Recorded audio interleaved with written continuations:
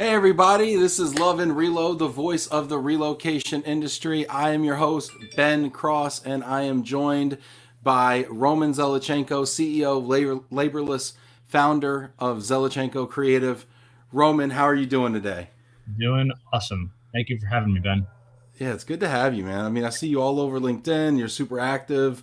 It's really cool to see, to talk to people that are we move kind of in the same kind of a way. And I just love to pick people's brains that are in that same type of a space. Yeah, likewise. Partly, I'm super excited because I want to. It's so nice to talk to someone who gets the whole LinkedIn thing too. Excited to chat about that, and just also, I'm gonna have a million questions for you probably. I love your questions that you post on you posted one today about people with like logo faces. Do you accept invitations for people with logo faces? And I'd love to talk about as many of those types of Yeah, questions as you want. yeah. Um, Honestly, let's go ahead and see who's checking in with us here as we're going live and people are getting notifications and hopefully coming on board here. Let's We go got see. Facebook, YouTube, and LinkedIn, right? That's right. Yeah, we're triple streaming right now. Yeah. Boom. There we go. It's always so fun to be at like the forefront of these types of technologies, and like sometimes they work, sometimes they don't work. You don't know. I know. Sometimes my Wi-Fi works, sometimes it doesn't. People are coming in via LinkedIn. Hey, everybody, if you're joining right now on LinkedIn, that's awesome. I want you to go ahead and leave your name, the name of your company, where in the world you are, and I want to give you shout outs. This is going to be an interactive dialogue, as you know, if you've been a part of the Love and Reload community before. So drop questions for Roman. We're going to answer them. He's super smart. He's also a lawyer. Like, there's a lot going on here. So go ahead and ask lots of questions. And then also, if you're on Facebook, go ahead and ask questions as well and check in. Hit that like button, hit that applause button, or my favorite, the heart button, and let people know we are on right now. So, got Mark Moose from Switzerland checking in. Hey, Mark, it's good to see you. Chris Roberts from Ayers. Hi, guys. Awesome. Fantastic. Roman, where are you sitting right now? Let's start with you. Queens, New York, my hometown. Q Borough. All right. Now, were you always from Queens, or what's your kind of give me like a little story? I want to know the story. What's Yeah, your origin yeah, for story here? sure. Well, I was born in the Ukraine, so I'm not technically originally from Queens, but moved here when I was about two and a half. So for all intents and purposes, I'm from here, but I can't be the president because I wasn't born here, and probably a bunch of other political figures. But yeah, grew up here. Kind of went to school in New York basically my whole life. I went to college upstate, similar to you, a little bit further west. I know you were at Albany. Yeah. I went to SUNY Binghamton, so if anyone out there's a Bearcat, what's up? And then I You went. you and Tony Kornheiser, right? Went to Yeah, yeah, SUNY Binghamton. Yeah, yeah. Bearcats. We're the only two alumni. No one else. Yeah, exactly. It's interesting because those like alumni lists on Wikipedia sites for yeah. So trying to get on there, I guess that would be I cool. know a guy that can help you with that. Josh Green over at Mather Group. Shout out. He sent me a big teddy bear, so I always plug him. When anybody says Wikipedia, how do I get on there? That's the guy that can get you on Wikipedia. But funny story about Binghamton is when I was looking at colleges, I looked at Binghamton because Binghamton and Albany were the two best, Mhm. SUNY schools, right? And I had to go in state, pretty much. And Yeah. so I went to go check out Binghamton, and the impression I was like, this school is too smart for me. Like, people are very academic and very serious, and so I ended up going to Albany, and that's my story. And you Yeah, had, and you had a lot more fun probably. I had a little bit of fun, a Yeah. little bit. Yeah. You know what? Even now, man, Binghamton has the academics have increased. Like people who graduate from there now, I probably wouldn't be able to get in right now anyway. Yeah.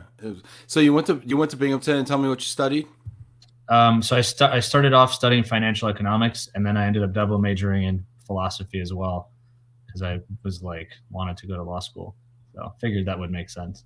And then you ended up going to law school, And I right? ended up going to law school in Brooklyn. Yeah. Brooklyn. I probably would have gone to CUNY if I knew about it. Really, I mean, I kind of knew about it, but it's right in my borough and like 1/5 the price. But if Yeah. anyone watching from Brooklyn Law, what's going on? Love Brooklyn Law School, always and forever. And shout out real quick, Christy Saluga checking in. Good afternoon, Ben and Roman. What's up, Christy? Brian Rivers, happy to be here. Gentleman, first tech in the house. Hey, shout out to Brian who donated yesterday for the Move for Hunger thing. We still have that Move for Hunger fundraiser going on right now. It is moveforhunger.org/love and relo spelled out. I think we're at almost $4,000. I'd love to get to 5, and all the cool goodies that go along with it are still up for grabs. Pair of Nikes, pair of bottle of tequila, all sorts of stuff. Michael Quigley also donated yesterday. Appreciate y'all. Checking in real quick before we get into the meat of our conversation. Checking in on LinkedIn. If you're on LinkedIn right now, I see a whole bunch of you right now, but you're not leaving comments. Go ahead and leave a comment. Hit that like button. Michael Quigley says Facebook and LinkedIn can't get enough. He's double dipping right now. I love it. I love he's like in stereo. He's got us going on here. Just turn one off and keep the other one on. Yeah, Sandra Clary, it's a great day for Love and Relo. Appreciate you, Sandra. Tim Quirk, hello from West New York. Ithaca Bomber here. Oh, that's great. Tim, did you go to Ithaca? Yeah, you got to tell me that. I didn't know that. Ron Matten, shout out from LA, the real West. What's going on? Awesome. So you went to law school. You became a lawyer. How the heck did you go from that to being like this tech guy today, this immigration influencer, speaking at all sorts of things? I mean, what was that jump like? It was more of a slow, gradual leap, I guess, than a jump. I mean, the short of it is that, when I was practicing immigration law down in the DC area after I graduated, so I focused on immigration law in law school, graduated, became an immigration attorney, which was amazing at the time. It's kind of hard to get a job, period, especially a job in the thing that you want to do. So I was lucky enough to get a great job, and just realistically found that there were inefficiencies in the practice, just like in every job, right? You start off and then you get into it, and then you kind of get into the weeds, and you realize in some instances things could be done better. And I kind of realized sort of in the back of my head that I could either continue to be an immigration lawyer and sort of deal with the inefficiencies, or sort of do something with my time and with my life that can help others like me and my previous self practice in a better and more effective way. And so, the clients I worked with were tech companies, and I was just kind of inspired by a lot of the startups building cool stuff. And I thought, well, what the heck? If I have an idea that I think works, why can't I try it? Like, why do all these people have to try it and not me? Which is a challenge when you go to law school and you spend your time studying and become a lawyer, and then it's like you just leave the profession. But I spoke to a lot of lawyers, and they were like, listen, if you're going to do it now. Yeah, so I'm fascinated with entrepreneurship, and I'm fascinated with people that make that leap, and one day I aspire to make that leap myself.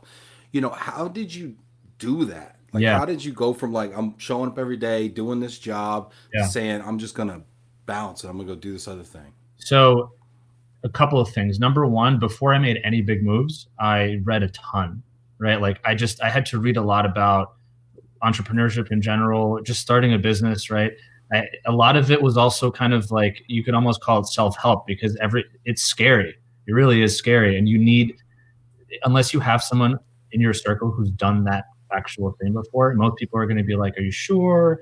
Give it another chance, give it another year, right? And I knew that that's not what I needed to hear, but that knowledge wasn't enough. I needed to like read stuff that was like, you got this, you can do it. So, a lot of that kind of emotional prep was really helpful, and just like educating myself on what it really even takes. But I didn't go from being a lawyer to starting my own company. I actually, I left the practice. I traveled for a bit just to kind of, relax a little bit. And then I got a job at a large tech company as basically an in-house consultant, which meant, number one, I was working at a large company, so I could see what it means to work in a well-functioning technology company, right? Number two, as an in-house kind of consultant, I was able to see everything that was going on. I was like super high level. So I was able to work with tech people and finance people and product people and sales people. And so that gave me a really large kind of great overview of what it means to run a tech company. Well, and I'm going to stop you here, because what I've noticed so far is you took three key experiences, right? So you had the experience as the lawyer working for the legal law firm, right? Which, first of all, that's really amazing experience and technical, and you legit had a JD, right?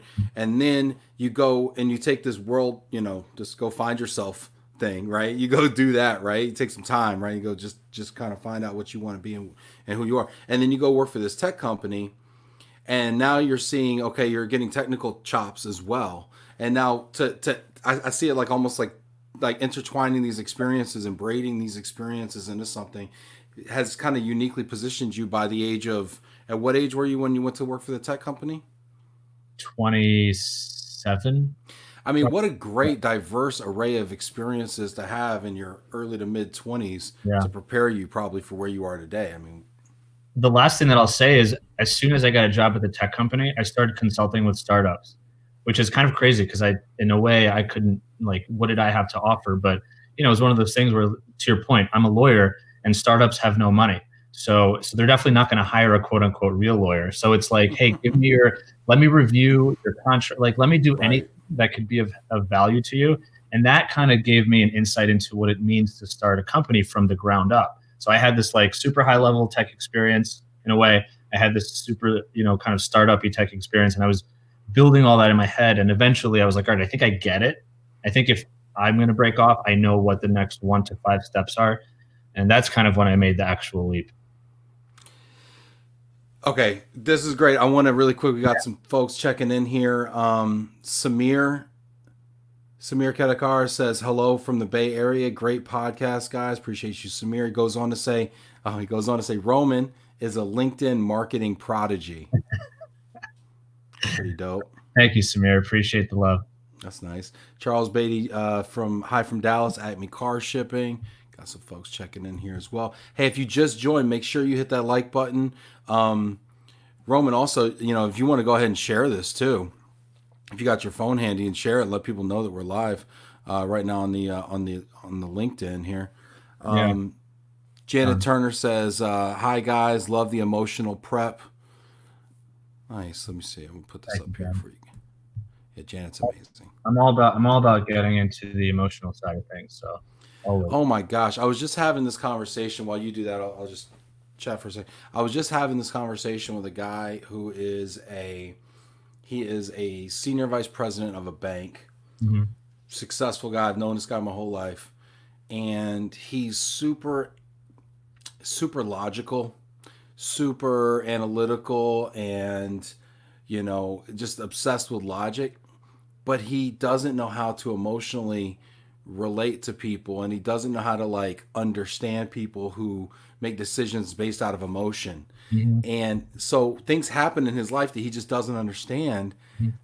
And I'm trying to like school him to the emotional side of this and say, you're dealing with people, you're not dealing with machines. Like, and I mean, what is that EQ and that empathy and that emotional side? I mean, how's that impacted what you do?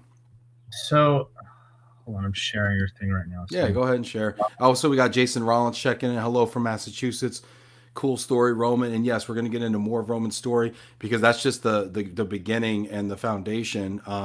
Roman's got his hands in a lot of things right now, and I want to understand all of them. Eric Scorzelli says hello again from Woodstock, New York. Woodstock, New York. I love Woodstock. It's beautiful up there. Mm-hmm. Eric, if you have any leads on cool houses upstate, let me know. Give me a shout. So just to answer your question, I studied economics, and I really liked it theoretically, but it didn't make sense to me because in economics, you're sort of a rational, totally emotionless kind of economic creature that makes decisions based on cost and benefit and inputs and outputs and blah, blah, blah. Right. And then in college, I hit on behavioral economics, which is much more based on emotions, right? And people make decisions that aren't like rational necessarily, but they are subjectively, because the decision is not just based on what you see in front of you, but a million other things and your feelings and other people's feelings. And I think once I started to read about that, and then I started to read about just like decision making and all this kind of stuff, is when I realized that emotions are, number one, important. I mean, that sounds stupid, but like it sounds obvious, but it's not obvious. It's not obvious, and people don't talk about it. I mean, I don't want this to become an episode about that, but people don't talk about it, both from a personal perspective, but also from just like a business or professional perspective. Now more so than before with leadership and EQ, as you said.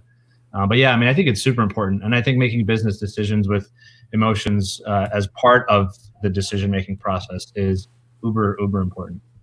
What's up, Vinny? Shout out. So I want to go on. Okay, so now you got this amazing kind of foundation. You decide to make the leap and go out into the world and kind of do your own thing. What was that venture like, and what did you learn from that? Well, still doing it. So Nice. I'll continue to share my learnings on, on LinkedIn and elsewhere with people. But, number one, I probably should have quit my job later. I quit a little bit too early, and I was too optimistic in terms of like small opportunities I'd get along the way. Right. But that's been but the flip side of it is, I say that from a financial perspective, but on the other hand, when your back is against the wall financially, right, and you're trying to grow and scale a business, you are way more bold with your decisions because it's, you kind of have to be. And that's been incredible. And I've realized that a lot of paralysis I've had, and maybe other people have as making decisions in business, is based on the fact of I don't have to. Like, if I lose this client, I'm not going to go home. I'm not going to be homeless, right? I'm going to make payroll, whatever it might be. But when your back's against the wall, you'll do what you have to do. You'll get creative. And that's where I think like real breakthroughs come. And that was a really wonderful experience for me. Yeah, I mean, the journey, I'm still going on it, right? Like learning every day. I'm sure all of us are. What are so you talked about quitting your job maybe too early, Yeah. but the fact that necessitated, like, that it necessitated some bold actions. Yeah. I see the way you operate, like using LinkedIn. Like, let's talk about that because Samir brought it up. Yeah. And it's obviously something that's you're super active in, and you're super great at. Something that I do a lot of work in as well. I'd love to know like your philosophy around that and around creating content and everything. Yeah. Oh man, that's, do we have 2 more hours? I mean, generally speaking, I mean, number one, your content is amazing as well. And I think what I'm going to say is will resonate with you and surely with some other people, is also not just based on LinkedIn or about social media in general. The number one thing for me is people who are professionals already and are nervous to put out content on LinkedIn are nervous because of some kind of subjective, like emotional, self-conscious reason and not for objective reasons. So I talk to a lot of immigration lawyers in particular who have been practicing for 20 years. They're so good. They've done amazing work.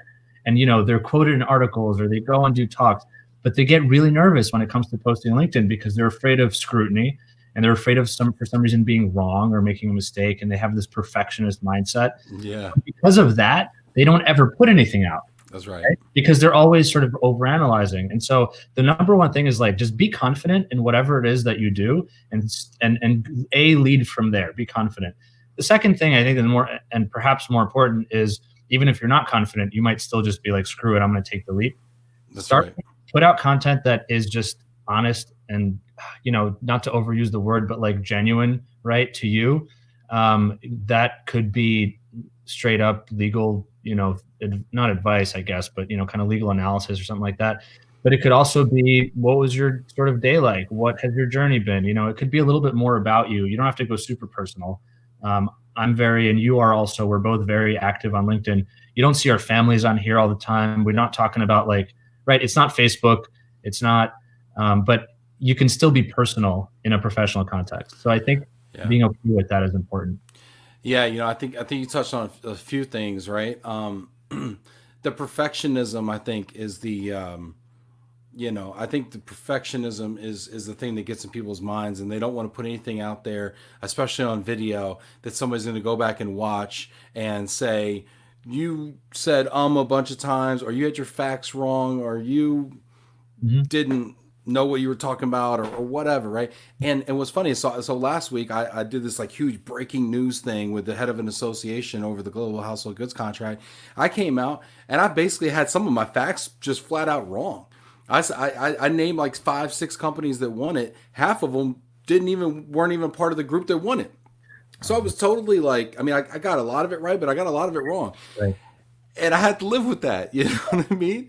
And people still love the content, and they also forgot about it like 24 hours later, so it didn't even really matter.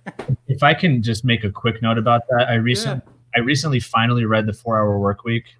Sometimes when books are too popular, I'm just like, do I really want to? But anyway, enough people told me it was good.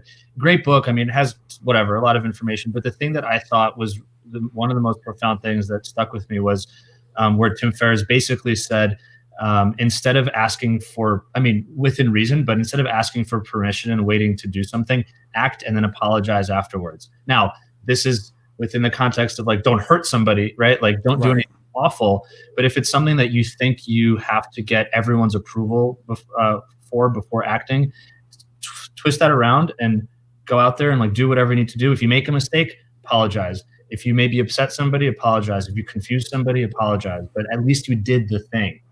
Yes. So yeah, I love what you did. You just did the thing, and then like you made a little mistake, no big deal. No harm. You know, and the other thing is too, if you come from a place of authenticity and genuineness and caring about other people, they tend to forgive you too. Exactly. Right? You know, you build up a little bit of credibility, a little bit of goodwill, and they're like, you know, he was wrong, but so what, you know?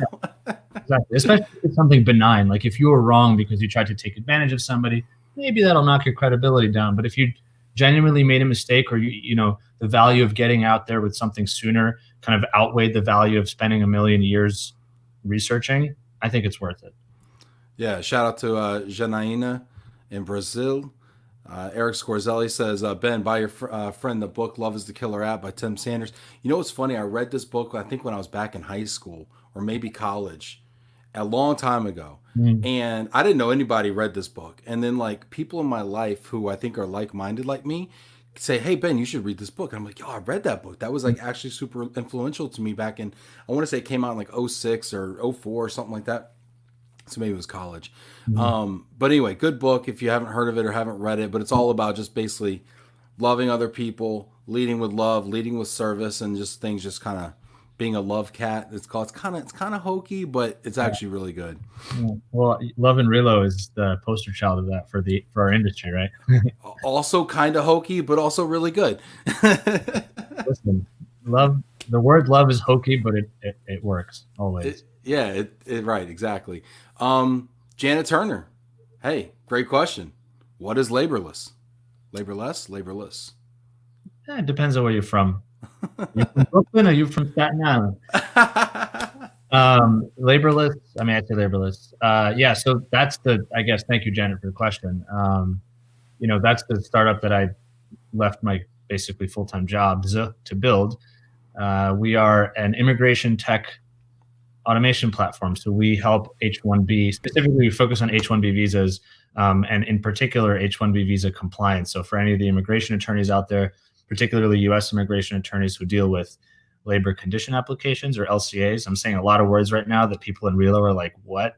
But anyway, for H-1B workers, there's an LCA compliance process that has been overwhelmingly paper-based and manual. And that was the thing that I did, right? That I hated and I just thought was time consuming. And I knew that there was an opportunity to make it better. So we basically, you know, Laborless is a platform that enables companies and H-1 or immigration attorneys to kind of automate something that has been awful for many, many years. So your clients are immigration firms, is that right? And or employers. So we handle, you know, we kind of cross-pollinate. It's funny because I had a conversation with somebody about this literally half an hour before we got on this, call, or web. I don't know. Whatever it's called. I don't even know what it's called. This show. And we were talking about how, you know, the difference between if you're a service provider, even let's say in the immigration context, do you sell to, or do you service immigration lawyers, or do you service employers, right?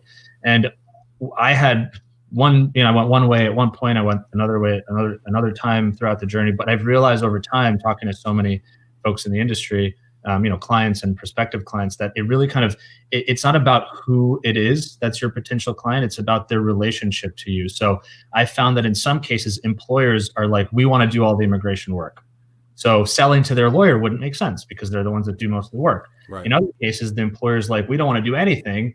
Hey, immigration attorney, you take on all the work. So in that case, the immigration lawyer is our client. So really being flexible in that aspect has been a great learning experience for me. Is there a type or a profile of company that likes to do their own immigration in-house?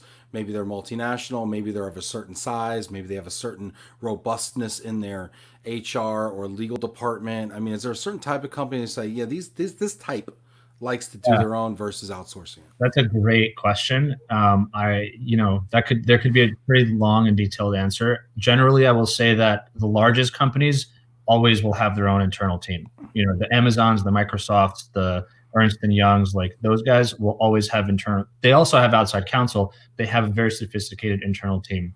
Mid-size, kind of typically you'll still have outside counsel to help you with stuff, but you will have at least one or two people probably handling immigration. They'll do a little bit. And then the smaller companies tend to, of course, outsource more because it's not worth it for them to hire a full-time person just to focus on immigration. That being said, so that makes sense. That being said, it also depends on just the philosophy of the people that work there. I've seen small companies that take that, like, one of their first hires was an immigration person because that's just they that was important to them. And I've seen other large companies that still do very little, and their law firms are very busy because of that, right? So it kind of differs, but yeah, size typically is the biggest indicator I found. Cool. Let's see here. We got some other questions and comments coming. Hey, everybody, if you're watching this right now, I would love to take your questions. Your questions are way better than my questions. So please go ahead and leave those in the comments, and we will get to them all. Let's see here. We got Stefan Campan. Hi, Roman and Ben from Tiny Luxembourg. How's it going? How are you? Let's see. We got Rio de Janeiro in here. We got stuff falling off my shelves for no reason. You're not having an earthquake. You're not going I know. I'm like, where? Whoa. Drew Phillips. Drew here from Sterling Lexicon, sunny Lockdown, California. Loving Roman's vibe. Thank you. Thank you. I appreciate it. Thanks for being here, gentlemen. All right. Mark Moose. Mark, going back to our comments before, fear is definitely a barrier. And that's a fear of posting. That's a fear of going out on your own and being an entrepreneur. Mark knows about that. Mark made that leap as an entrepreneur himself. Mm-hmm. It could be writing a book. It could be stepping out and just, being on a panel or writing an article. I mean, anytime you express yourself creatively is kind of what I find. Yeah. That's when that like fear and self-doubt kind of creeps in. How do you, I mean, we're kind of going back to what we were talking about, but when that fear and that self-doubt creeps in, and does for me, I mean, shit, even every time I go live, I get nervous. I'm like, oh gosh, what if I screw up? What if I don't answer the right questions? Whatever. Like, how do you, in your brain, like, turn that off? Okay, so this is a whole different side of my life, but I've also been doing improv for almost 10 years. And to me, I even started teaching it, and I still do, just not now because it's coronavirus, just as a side gig because I'm so passionate about it. That was the single biggest thing that helped me with that. Realistically, I don't turn it off. And to your point, you've done so many of these, and no one would ever know that you're nervous, but you probably are a little bit. You just said you are a little bit, right? Every time. It never goes away. The nervousness never goes away. And, for me, we're improvising right now. We're not going, every day of our lives, each one of us improvises. It's just about, like, do you feel comfortable on that quote unquote stage? I've realized that the nervousness never goes away. It's more about the fact that I know it'll be okay on the other side of things. And so as soon as I feel the nervousness, I live in it for a couple of seconds, and then I go on and don't let it affect my sort of performance or whatever it is that I'm doing. So that's just like, it'll be fine.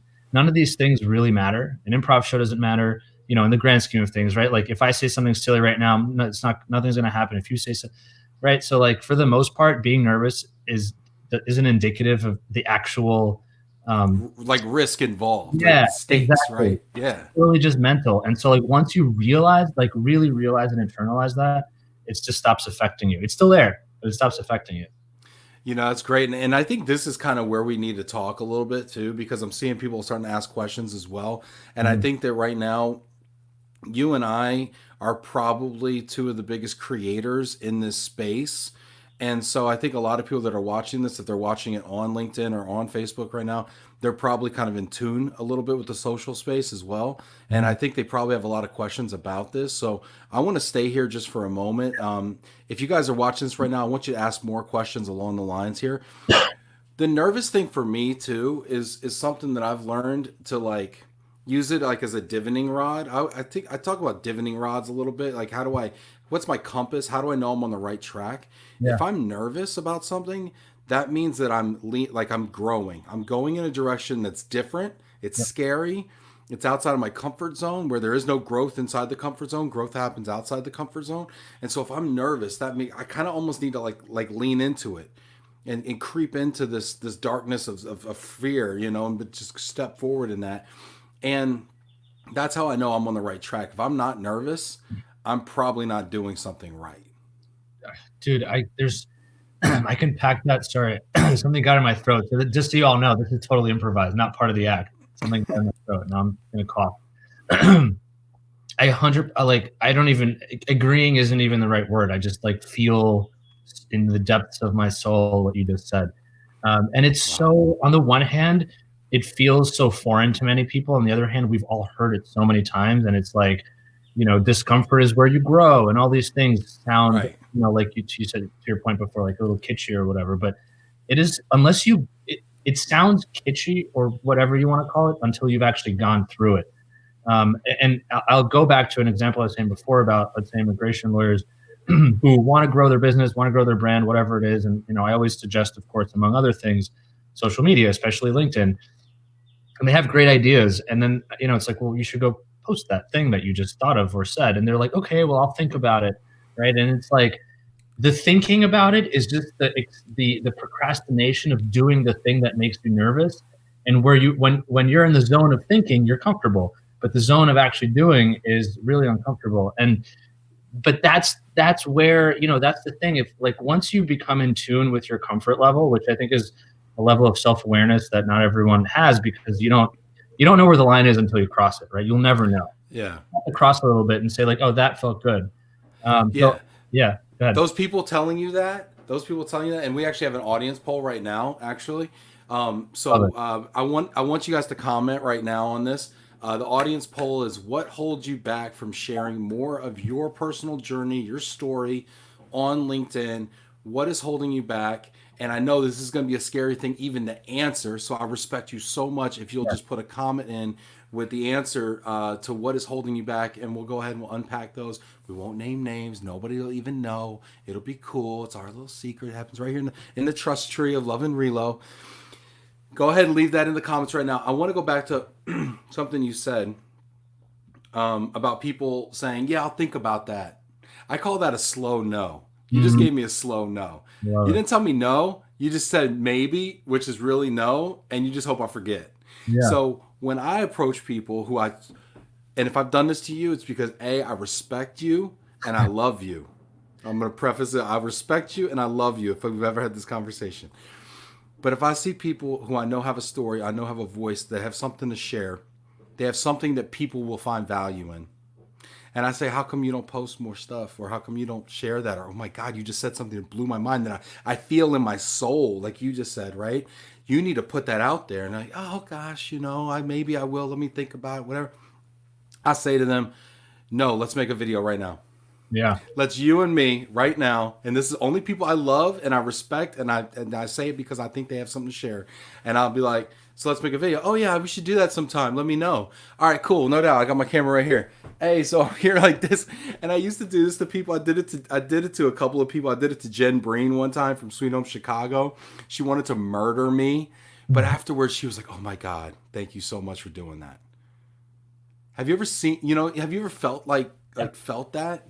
All the time. And to your point, I've also pushed people like that. And I only push the people who I would only do that because I feel that they're just holding back so much good value from the world. And you could see that the only thing holding them back is their own sort of, again, self view of themselves or their self-consciousness or whatever. And there have been times, I mean, I've never done that because it usually is not live, like the camera, but I've been like, all right, how about this? Sometimes I'll literally type, I won't tell them. Here's what I do. I'm like, oh, go into that a little bit more. And then they say the thing and I'm typing it. And then literally right after I text it to them and I'm like, I just gave you your first LinkedIn post. Go. I'll wait. Yeah. Post it. Yeah. And actually people have done that. And like, it was a great post, and it worked. So yeah, like I will definitely do that. Is it pushy? Of course. And I always, but that's one of those things where like, I always preface it by saying something that really works too is you always tell people, like, if you were in my position and you saw this much potential in someone you were talking to, whether it's a content piece or something else, you would give me the same exact advice. You're just on the receiving end of good advice, which is harder than giving, right? Taking advice is harder than giving advice, I guess. And when I tell people that, they're like, you're right. I would tell a mentee or somebody exactly what you're telling me now. That always gets people to actually act because they realize that, like, by not acting, they're going to be a future hypocrite because they'll tell someone else to act. But then 2 years ago, when Roman told them to post, they were like, no. So Yeah, and these are usually people that are already successful, that are already accomplished, that know what they're talking about. They just need that push over the edge. My neighbor who's obsessed with his yard is going after it right now. Give me 1 second. I need to shut my window. Okay, Roman, improvise. you're right. So can I get? I only see Facebook comments here, so if I can get a suggestion from the audience, let's do a quick improv scene. I'm only seeing Facebook comments, unfortunately. Nope, too late. Too late. I was trying to get a scene going. I asked for a suggestion from the audience, but nothing came. By the way, if I can ask Ben live, Yeah.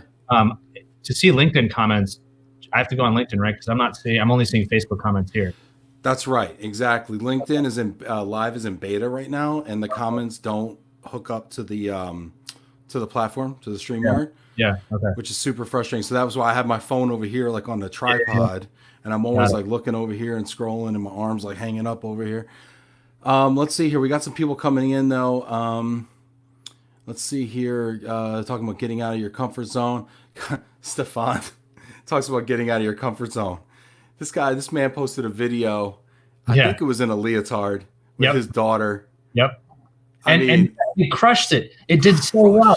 So many people loved it. That's exactly the point. Exactly. One of the best pieces of content I've seen all year. I almost want to give out like content awards and like nominate like categories, and that was definitely one of the best pieces of content I've seen all year. Ben, I think you should do that. You should do a Love and Relo like Global Mobility Content Awards show, and then everyone can have their award speeches. I think I would crush it. Nominate pieces of content, curate them in one spot, and say, here's the top 5 of this, top 5 of that. That'd be awesome. Yeah. Oh man, we should do that. Okay, I'm gonna have to think about that now. You're like a whole other project's happening in your head right now. I know. This is where we like sign up for stuff in our brain. We're like, oh crap, and then you're like, what do I got to do here? Ron says one of my most popular posts were educated guesses about H-1B selection rates and Trump's immigration executive order. I was 75%, but number one, first to market. Mm-hmm. Love it. That's so. And you know what's funny? I saw Ron's post and then I shared it immediately because I thought it was really succinct. And just, there's, as soon as anything comes out in the news, at least in the immigration space, every single law firm blogs about it, which makes sense. But then there becomes immediately a ton of noise. I thought Ron's post was one of the clearest at the time. So thank you, Ron, for pointing that out. I shared it and my post got like 10 plus K views because it's like compounding value. If his was initially giving value, then everyone who shared it gave value to their folks. So yeah, totally, I love that. And that's a great way to dip your toe in as well, is to go and just start liking all the stuff that you like, and then start commenting on that, and then maybe share it. Like, these are nice little baby steps you can do. Mm-hmm. Totally. And like LinkedIn, I think a lot of folks too, they can't get comfortable with the idea that LinkedIn is just a digital version of networking and hanging out with people. If you were at an ALA event or an ERC event or a SHRM event, you would just like give someone a compliment if they said something nice on stage, or you would strike up conversation and literally go back and forth like regular human beings do. But then you go on LinkedIn and people clam up.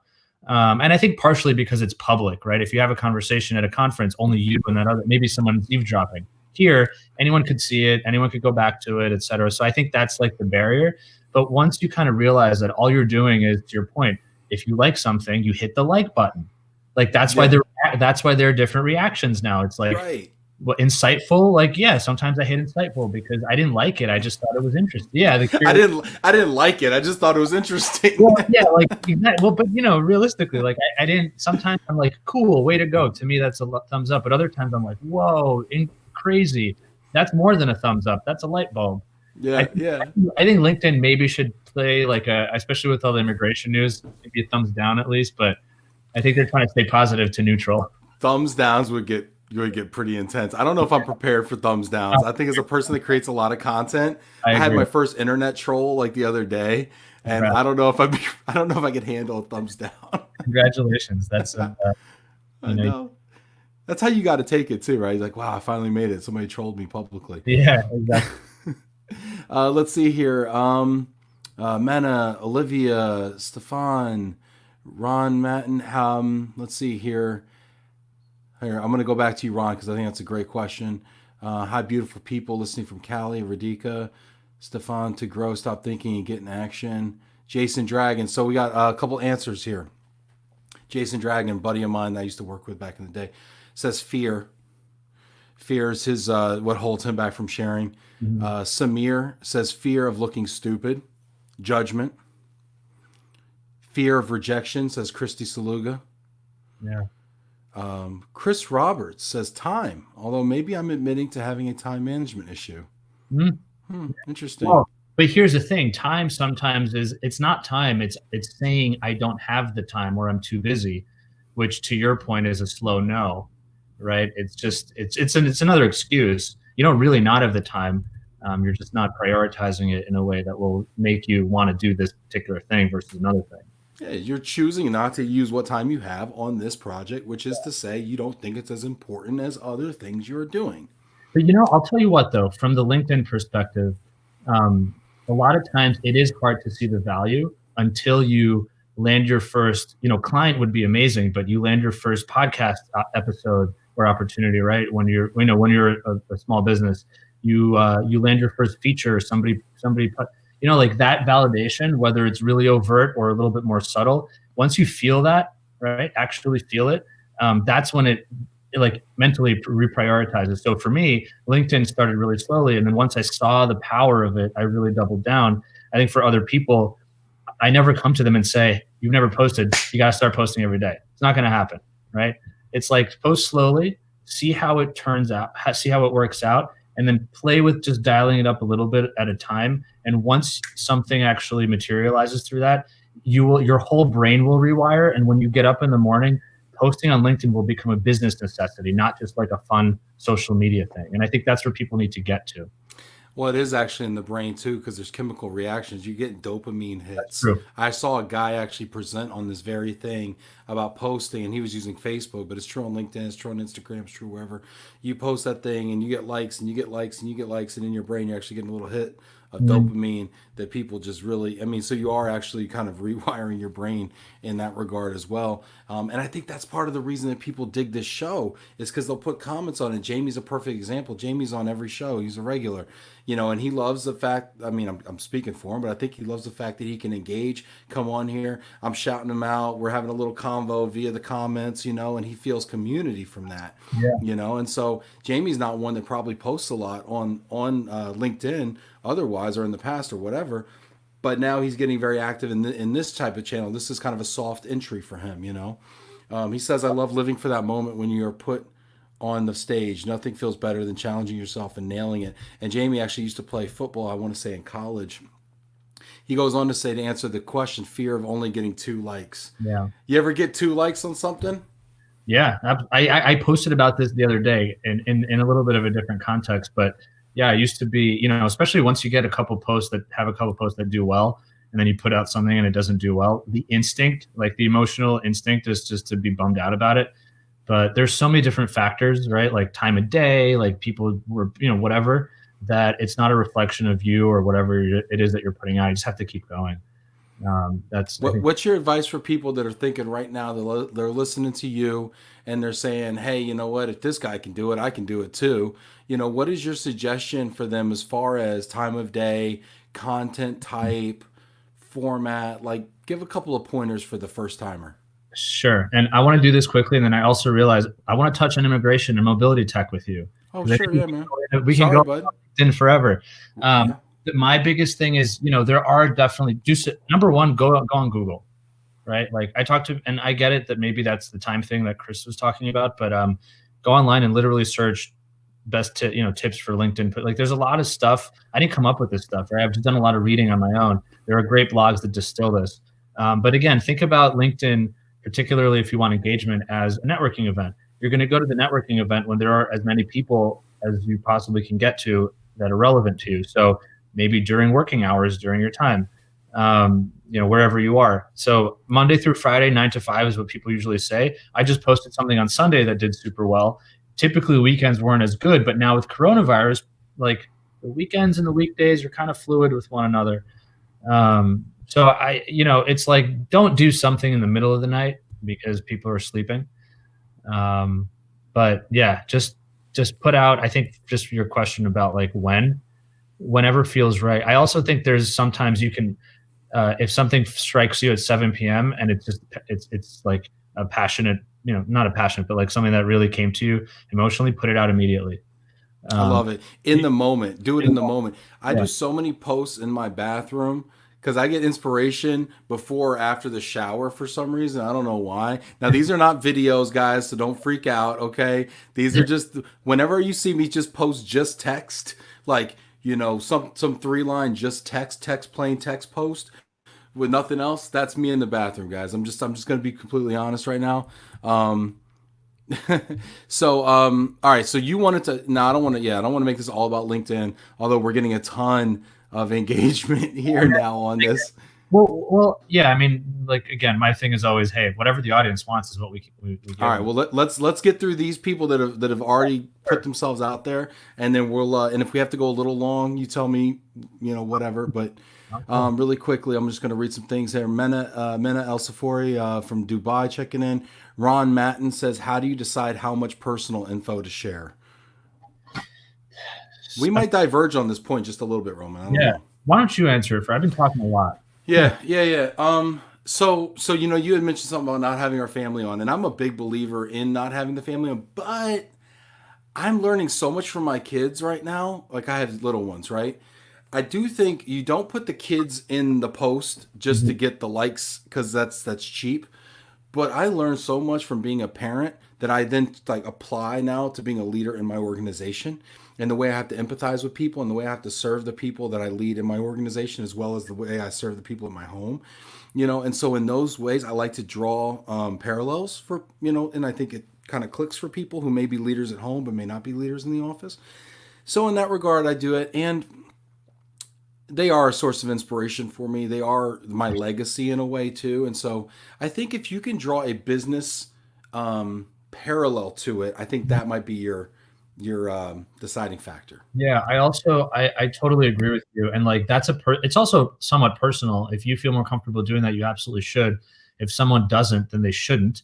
I think of it also this way, like imagine in the old days. I'm going to say the old days prior to LinkedIn, really, right? You meet someone, you shake their hand, nice to meet you, nice to meet you. Here's what I do. You have a business relationship, they buy your services, you pay them money, etc. And then like half a year into it, maybe you're at the same conference, and after a session, you're like, hey, you've been my client for a while. Let's go out for a beer or let's go out for a coffee during the day, whatever it is. And you spend an hour with that person just chatting about nothing related to business. You're just trying to establish a relationship. And then it turns out that person likes going kiting, and so do you. Or that person loves chess, and you hate chess, and you love checkers, and you're like a but like in a fun, right? Those are the things that really establish the strongest relationships.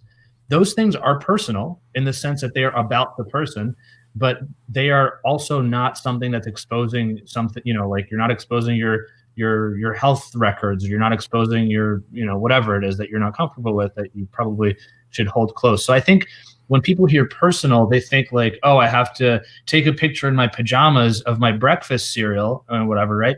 That's not what that means. It's just something about you as a person that doesn't immediately relate to what you do for work, but is related to you as a human being. Yeah. So yeah, I think that's where you go. Like, if I can just say, like, I love improv. I've tied it into my professional life, but like in general, I just love it. I think it's super fun. I will talk about that with my business my business relationship people, and I think that people remember that, or like yoga or something like that. To me, is the perfect sort of in between. And then tie it back too. Like yoga helps me have energy for work, or centers me after a crazy day, or improv helps me do live videos, and you should check it out. I mean, I Yeah. think there's ways to tie it in, right? But also, I mean, I'm a big fan of leading with the person. That's why it's love and reload. It's love first, because if people don't care about your white papers, they care about you and Yeah. how much you care about them. So you Exactly. have to keep the person in it. Absolutely. Tim Quirk says, thinking what I have to share has no or little value to anyone. You know what I'd say to people? Tell me this all the time. You know what I say? Then why do you ever speak? Why do you open your mouth at all if you don't think what you have to say has any value? So you go to conferences, you talk to people all the time. So you obviously don't really believe that. So you might as well put it on the internet. And the other thing is, people, you might say that, and then half a year later, you're speaking at a conference because that's like this. It's a traditional way of creating content. You know what I mean? You are valuable. Like, you're a professional. You have clients who you help, and you talk to them, and you share your ideas with them, and they listen to you and pay you for what you do. You absolutely have value. Of course you do. Yeah. Otherwise, you wouldn't have a job in this industry. Exactly.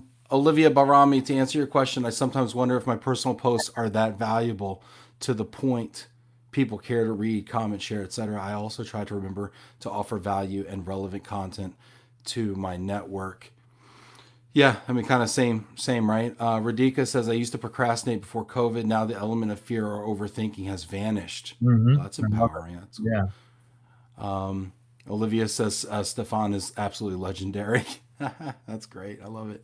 Janaina says, I was really afraid of the judgment until one day one person came with those same words and made me understand that if I can impact one person, it's worth it. I'm always afraid, but I'm always pushing myself to find ones to share, impact, and connect. You know what? That's true, right? I'm connected to thousands of people. Sometimes I post stuff that gets 2 likes. But if those 2 people really liked it, like if it really helped them in some way, that was worth it. That's worth it, you know? And you know what? That's why I think somebody made a comment before about people like not even liking, they just go on for the views. That's why I think it is important to at least like and comment, because it is a way for you to tell the person who's creating that content that what they said is valuable. And also, if it is truly valuable, yeah, there you go. Thanks, Dan. That's my dad. He just lurks on LinkedIn. Oh yeah, I watched the video with you two the other day. That was awesome. So yeah, exactly. And so I think that if you actually do engage, even with just a like, that also makes me feel comfortable with putting out similar content, which means that I will, if you really did like it and I put out more of it, you will continue to get value from me. So it's like a really positive sort of feedback loop. Yeah. It's kind of like dropping a little coin into to the hat, you know, if you like what I'm doing. Mena says, sharing your ideas with the wrong people, this can demotivate you. Yeah, there's people that don't get it. You know, there's people that have a scarcity mindset, not an abundance mindset. True. And they think that there's more to lose than to gain. See, I think there's more to gain than to lose. Some people don't. You know, you find this a lot of times with big corporations. You know, so here you are. You're this little company, but you're super nimble. You're super bold. You're super audacious, right? And that's your superpower in a way. And then you have these big companies out there that've been around forever, and they're these monoliths, and they won't do anything because they have to get it approved by 2 different marketing people. And their marketing is super formal, and it's super, like, I'm sure in the legal world too, it's very stuffy, I'm sure. And nobody connects with it. And it's going to get eaten alive by guys like you out there that are super nimble. And it also is a waste of money. And you know what? It's a waste of their marketing resources, because the people in their marketing department started off probably really passionate about providing value, and then realize that there are strict guidelines that they have to follow internally, and all of a sudden they're putting out the most vanilla things ever, and it's like, is this why I became a marketing professional? I thought I was a creative, right? Dude, 100%. I think companies, you know, just to kind of, why are we even talking about LinkedIn, right? Like, I built LaborLess through that, and I also realized, kind of to this conversation, that other companies in our industry, for me, mostly immigration, but it's really branching out into broader global mobility, they are stuffy, and they are, you know, fairly dry with their blogs and their you know, sort of marketing content, because that's just what they know, and they're not willing to or able to or allowed to try, right? And I think that's where, like, I've been able to provide the most value, both passively, like what you do and what I do. People watch us and they say, oh, I like that, I want to try it. But also, like, I have worked with clients in our industry, and I help them with content, you know, writing content for them, or helping them, like, with this kind of conversation, but obviously on a one-on-one, because I'm making them realize that, like, they're putting all this money into marketing and nobody's reading their blogs. Like, they don't even think about who their audience is. Let me just, like, end this rant here, because I'm very passionate about this particular thing. I love it. If you're an immigration law firm, and I will be specific there, but really anyone can internalize this based on their industry, and your blogs, which are inherently meant for the public, sound like legal memos that go to either your partner or perhaps even a judge, so it's even more with legalese. How did those two things make any sense? If you intend this writing to go to literally the people that are anything but immigration lawyers, because they're supposed to be it's marketing, you're supposed to lead generate. Know your customer, yeah. There are people who don't want to read legalese. And let me give you a hint. Lawyers don't want to read legalese when Nobody wants to read legalese. Nobody wants to read it. Nobody writes in writs. Nobody does that. I love that. Exactly. So why do they do that? Because they just don't know any better, and or they're scared to try something different. And when somebody told them that's how they're supposed to write it, and they just kept doing it. I point that out to people. It's like, oh yeah, and I'm like, dude, your large enterprise has been spending tons of money for years putting out blogs that are helpful to basically nobody.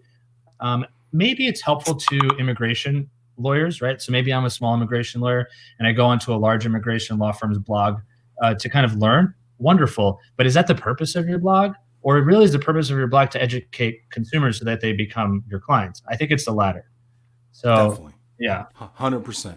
100%. I think people are starting to get it, but they still have a weird way of not wanting to invest in stuff like this or stuff like what you do because it's so different and out there. And like, is it really catching people? Is it really? It's like, but you could ask the same thing about that white paper that you have a stack of. I've printed this many white papers at ERC, put them on my booth table, and I've had this many left over at the end. Okay, nobody wants my white paper. Okay, oh my God. I'll read your white paper. I don't read my white paper. I don't even know where it is. I don't even know. Anyway, I get white papers quarterly. Like, send these out to your clients. I'd rather send them my competitor's ad. What if you sent them the white paper, but then in the middle of it on the random pages, you like drew, like they have to get through the white paper to get all of your little drawings? I don't know. Maybe that can make it. Maybe I do a video reading a white paper and like translating it into like real words and like saying why I think this is kind of silly, but here's what it really means. Here's what you actually need to know. I literally put out a blog post the other day that said, here's like the latest thing about the Department of Labor stuff in English. And I ranted because I have nobody to answer to in this respect. I wrote in parentheses, like I'm putting out a blog about immigration law stuff, right? And in the blog, I write in parentheses, like literally I wrote something like, I don't understand why law firms, whatever. I gave a small version of that rant. Yeah. And I think once you do something like that, when people are reading your stuff, it's like, oh, he's just talking to me. I'm not reading a white paper. I'm not reading. Totally. Jana Mesa, good encouraging conversation going. Jana is a great creator. I had the pleasure of being on with her this past weekend, talking about abundance mindset. Great conversation. Her and I are actually going to do something really special for people who have been displaced during this pandemic and are looking for a job. So look forward to that hopefully next week. So we're going to put an announcement out about that. Massimo says sharing is caring. I've used that excuse before. Stefan Campan says, what about dancing skills, Roman? You got any dancing skills up your sleeve, Roman? I used to break dance when I was in high school, but I was not very good at it. So nice. Maybe I could do the robot. Yeah, nobody wants any paper. This guy sells paper for a living, by the way. Eric Scorzelli at Victory Packaging sells paper for a living, says nobody wants any paper. Information is available only on demand. It's true. I love it. John Fernandez, hi from GMS. Lisa Baroness, loved the conversation from Colorado. Johnson Moving. Lynn Greenberg, love what Roman is doing. Hi, Roman and Ben from New York. Hey, Lynn. Very interesting discussion, Stefan says. Really enjoying it. Hey, really enjoying you too, Stefan. Roman, but so you hung in there with me. I appreciate you. Of course. Technology, mobility. What are your thoughts? Okay, boom. 5 minutes. Number one, a lot of disruption is happening, and I think will continue to happen, and it will accelerate, particularly with coronavirus. We're seeing it with LaborLess. There are people who previously were like, this is cool, but we're not ready for technology right now, and which is the whole beauty of marketing, right? You kind of stay on top of mind, and then when they realize they need it, they know who to go to. But more broadly, not just with me, with immigration and technology in general, people are working from home. And so even the law firms that were somehow surviving on like 99% paperwork if they want to stay in business, they're forced at this moment in time to do something digital. So, you know, the people who are already adopting technology are kind of okay, and maybe they're doing some stuff that's a little bit more cutting edge. People on this end who've not had any technology have to at least start shifting in this direction in order to stay afloat. In the broader global mobility space, you know, I wanted to just touch on, because we have such a, I mean, a lot of these people are in there, but actually, I want to invite you as well. I started a community called the GMI Rocket. It's a Slack community. Okay. GMI is Global Mobility Immigration. And basically, it's a Slack community where people in the global mobility and immigration space are on, and they just talk about a lot of LinkedIn growth, but just marketing and, you know, sales, growth, technology, et cetera, for our industry. Basically, a place where you can have 24/7 chatter with only people in your space about kind of, you know, stuff like that. Yeah. And there are a lot of people from all over the world there, some who are here. So thank you all for being awesome and supportive. I've learned from a lot of folks that, you know, in the mobility space, there's a greater need for, I think, sort of cross-border technological collaboration. So right now, you know, the RMC model plays the middleman between clients and service providers and such. Some people it's wonderful. For other people, it creates a little bit of friction. I think that there should be more. I think there is already more collaborative technology for the global mobility space. What I've really learned is that immigration, at least in the US, maybe a little bit less so in other countries, because in a lot of places you could be a consultant. You don't have to be a lawyer. In the US, you kind of have to be an immigration lawyer to practice, really. We are very insular here.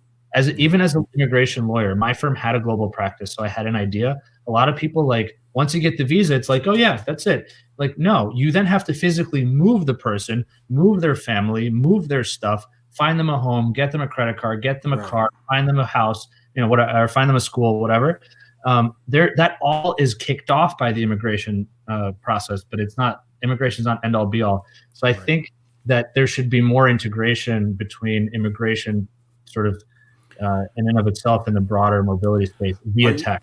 Are you saying, okay, via tech? Okay, that's what I was going to say. So you're saying, like, when you say integration, you mean like technical integration, like APIs, or do you saying like an integrated service deliveries where they're kind of more, they flow together more? Is that I mean, I don't know on the business side. I think on the technology side, that would make a whole lot of sense, because then you could build, and again, I mean, there's so many ways of doing this. This is just like my kind of big idea that it's still really fuzzy, but I'm just trying to respond to what people complain about and say and write about. I think that there's just a lot of, there are a lot of silos, particularly with technology. So it's like, you need this, you got this app, you need that thing, you need another app, then there's a third app and a fourth app. I keep talking about the fact that, you know, I posted about this the other day. We need an Apple or a Facebook in our industry that's big enough to really envelop the entire thing that we do. So you go from visa to finding a house to getting a school to having a platform where mobile employees are communicating with each other, to having access to a digital coach that can help them cope when they're in a new country and dealing with, like, you know, emotional distress, whatever it might be. Like, I wish that was all in under one umbrella. I understand that probably that's not maybe possible, or, you know, but imagine you could go to one place and have that whole mobility universe offered to you right away. That whole ecosystem, right? Well, I think that some RMCs would argue that they provide that, right? And you could say, well, how well do you really provide it? How integrated is it really? You know, but I think you're right. I mean, there's no reason. Well, I say there's no reason. Actually, we have a comment to the contrary, but I would say there's no reason why you couldn't have all your best providers API back and forth into a centralized system, which is really basically your RMC system or your global mobility software, and feed it in there, and then the global mobility software guides you through kind of a curated ecosystem of services. Now, Mena Elsafori comments here, and I might ruin this here. She says digitalization, non-paper environment, cannot be applied in the immigration field, especially when you are talking about the MENA region, which I think she's saying Middle East, North Africa region. Yeah. So totally right. In terms of technology, you can't go out and launch in every country. I spoke to an immigration attorney who deals with South and Southwest Africa, and this attorney was like, sometimes she goes into the office to drop off something, and there's just a piece of paper in the door that's like, A, we're closed today, and B, here's a change in our policy, right? So like, you can't automate something that is so unpredictable. You do need some, foundation of rules-based predictability.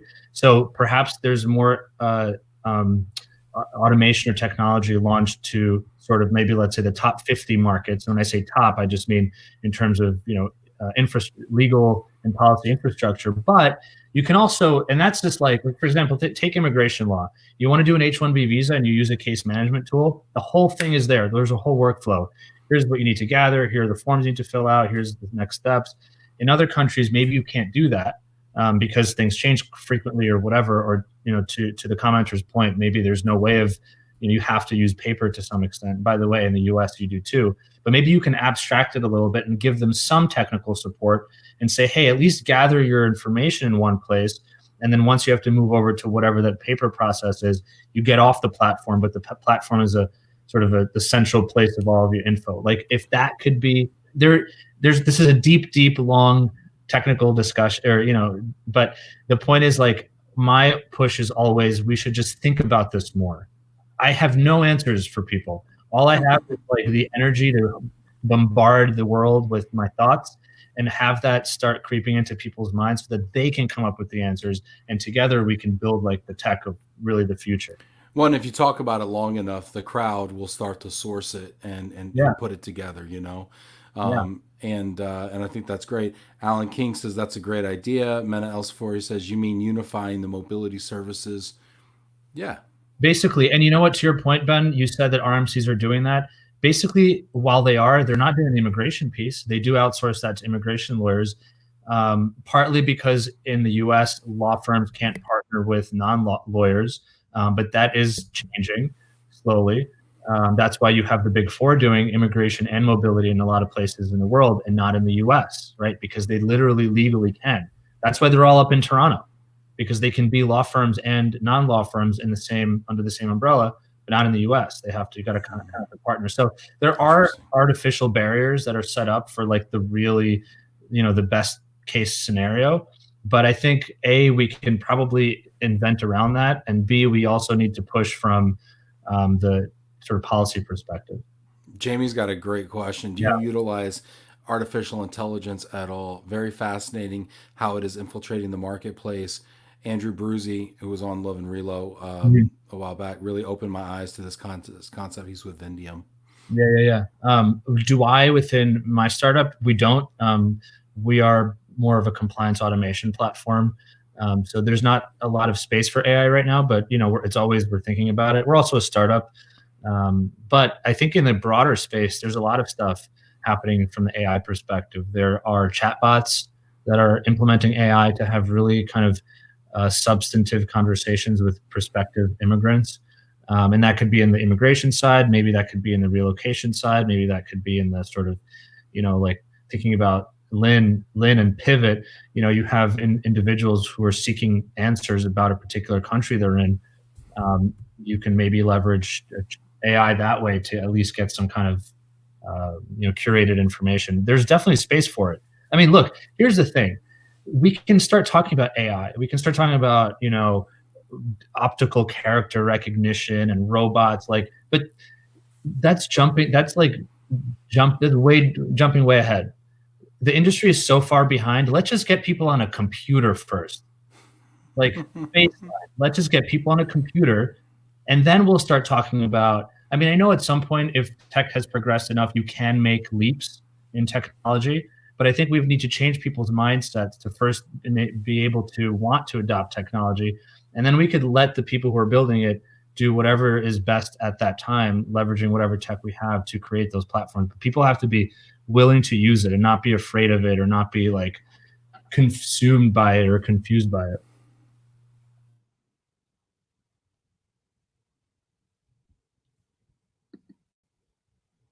We may be frozen. And if we are frozen, apologies. I don't see any LinkedIn comments here, but if anyone wants to continue commenting on Facebook, I do see that.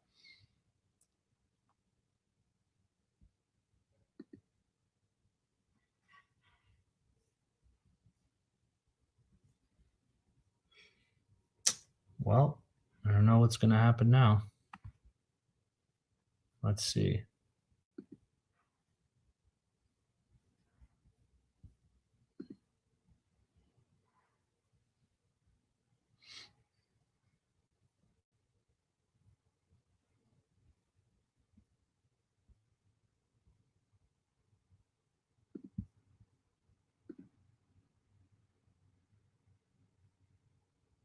All right. Well, I just got a notification I'm still live.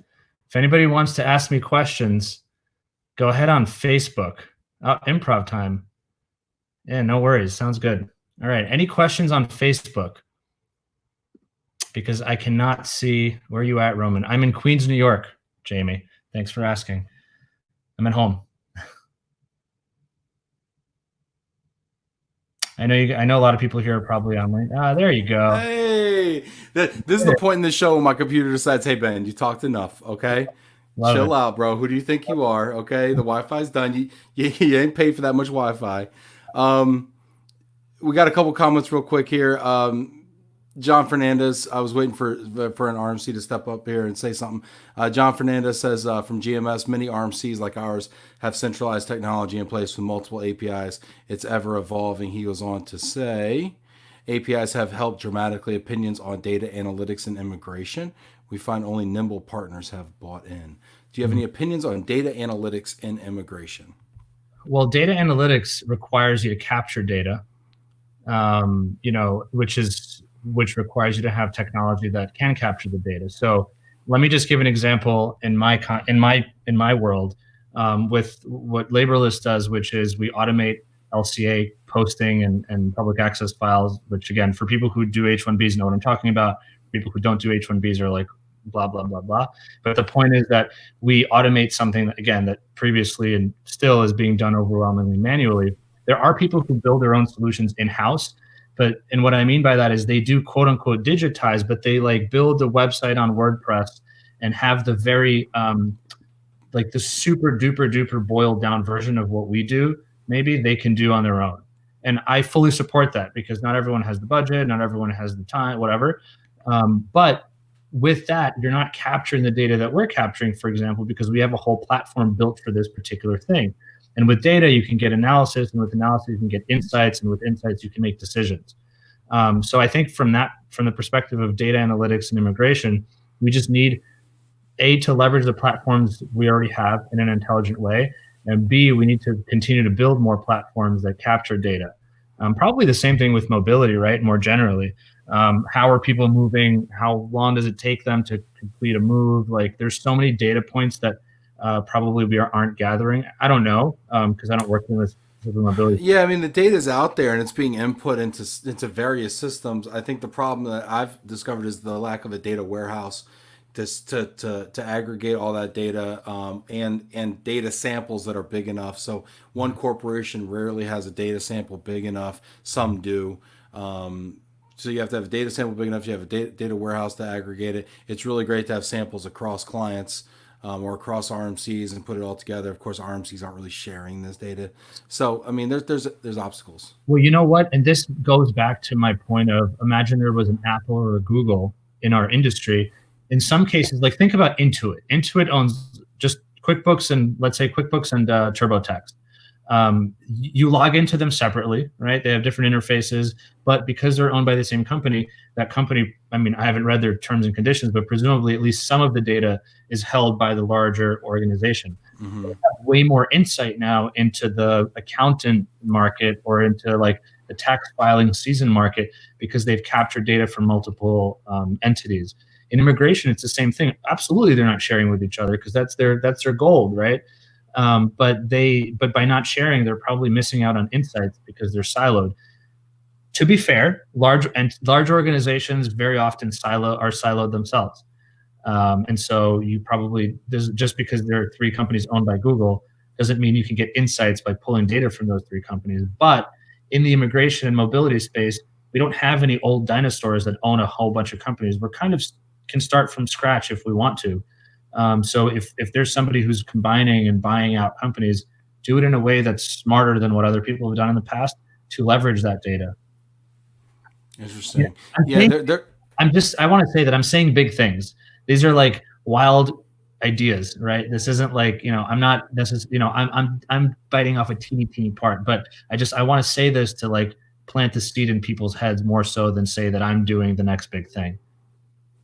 Yeah, I think that's a good place to leave it as well. Roman, is there anything you want to say before we call it? Well, first of all, thank you for having me, and thank you for everyone who stuck around. We went a little bit over what we thought, but just excited to see so many people chiming in and excited and asking questions. I don't know. I mean, there's a lot more to say in every avenue. So if anyone has questions, hit me up on LinkedIn is my number one place. So definitely find me on LinkedIn. But if not, you can find me on Facebook or Instagram. And yeah, thank you all so much. And Ben, thank you for doing this and just for having a great show. Roman, this has been a lot of fun. Previous to this, we had only kind of conversed via like LinkedIn Messenger or maybe email or something like that. Yeah. And I feel like over the last hour and a half, I've really gotten to know you really well.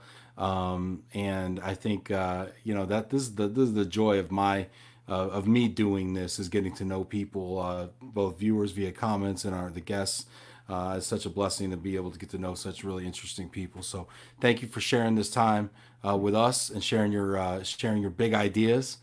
We appreciate it, and I think it's inspired some people, as I can see in the comments already. So hey, this has been Love and Real, everybody. Tune in tomorrow, Thursday. We've got Robert Mazel on, who used to work at Bloomberg as a global mobility specialist, been to 50 countries, also a SUNY Albany grad, go Danes.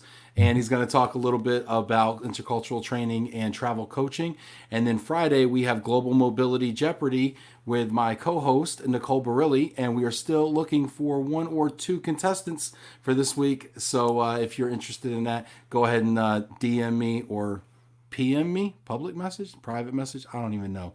M me, and we'll get you set up. Thanks, everybody. It's been Love and Real. Appreciate y'all. See y'all tomorrow. Take care.